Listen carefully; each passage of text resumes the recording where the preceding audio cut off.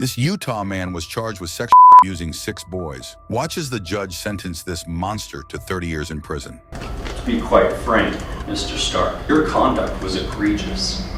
You have ruined lives. Your conduct was selfish. Your conduct disregarded what would happen to other people. For your own sexual proclivity, you groomed these children, and they will bear those scars for the rest of their lives.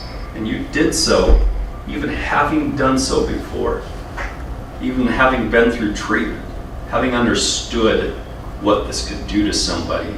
You, over the matter of a great deal of time, this wasn't even just a single instance, groomed these children. The court does consider what you pled guilty to. I also consider the circumstances that are surrounding these instances. I look at the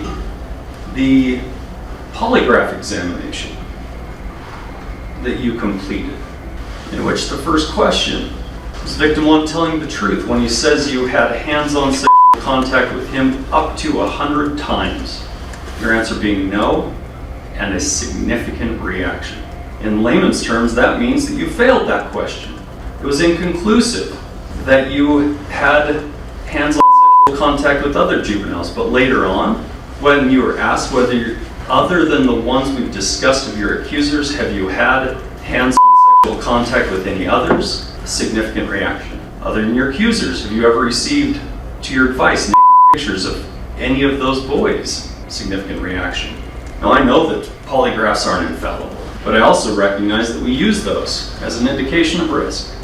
I find you to be a great risk to this community. I find that you harmed those children.